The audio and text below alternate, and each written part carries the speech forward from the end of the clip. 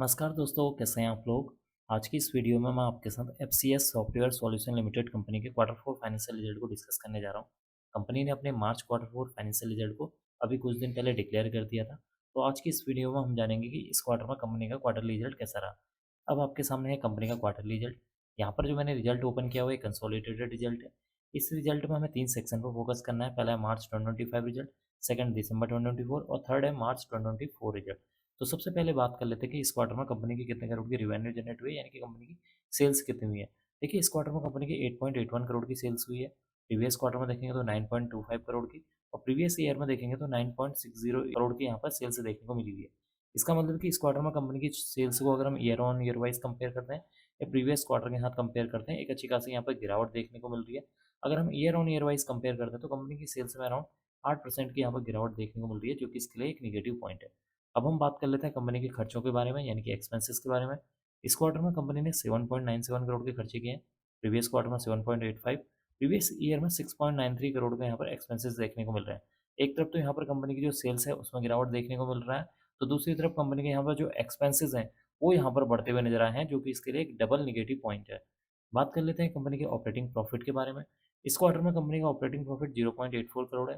Previous quarter में 1.40 crore, previous year में 2.67 करोड़ देखने को मिला हुआ है।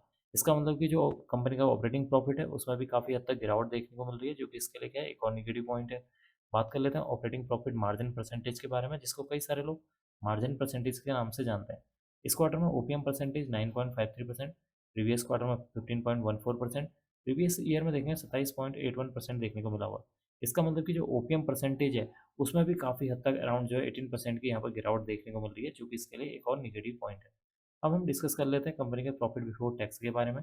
इस क्वार्टर में कंपनी का profit before tax 0.55 crore, previous quarter में 1.50 करोड़, प्रीवियस ईयर में देखेंगे तो निगेटिव में 2.12 करोड़ का यहाँ पर कंपनी को जो है प्रॉफिट बिफोर टैक्स में नुकसान उठाना पड़ा था।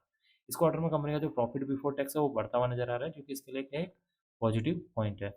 अब हम बात कर लेते हैं कंपनी के यहाँ पर नेट प्रॉफिट यानी कि मुनाफे के बारे में, कि इस क्वार्टर में कंपनी को कितने करोड़ का यहाँ पर मुनाफा देखने को मिला हुआ है। देखिए, इस क्वार्टर में कंपनी का जो मुनाफा है 0.01 करोड़, प्रीवियस क्वार्टर में 1.26 करोड़, प्रीवियस ईयर में देखें तो 1.13 करोड़ का यहाँ पर कंपनी को नुकसान उठाना पड़ा था। इसका मतलब कि इस क्वार्टर में कंपनी का जो मुनाफा है यहाँ पर पॉजिटिव में आता हुआ नजर आया है, जो कि इसके लिए एक और पॉजिटिव पॉइंट है। एंड में हम डिस्कस कर लेते हैं कंपनी के ईपीएस के बारे में। देखिए, इस क्वार्टर में कंपनी का जो ईपीएस है यहाँ पर 0.00 सो है, प्रीवियस क्वार्टर में 0.01, प्रीवियस ईयर में 0.01 निगेटिव में देखने को मिला था।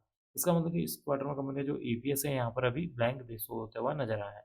तो कुल मिलाकर देखा जाए, ये कंपनी का जो रिजल्ट है वो थोड़ा सा जो है मिला जुला, या फिर आप कह सकते हैं थोड़ा सा निगेटिव साइड में जाता हुआ नजर आया है, क्योंकि कंपनी की जो सेल्स है या रिवेन्यू है उसमें जो अराउंड 8% की गिरावट देखने को मिल रही है, जो कि इसके लिए क्या है, एक निगेटिव पॉइंट है।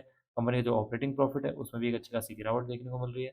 कंपनी का जो ओपीएम परसेंटेज है उसमें अराउंड जो है 18% की गिरावट देखने को मिल रही है।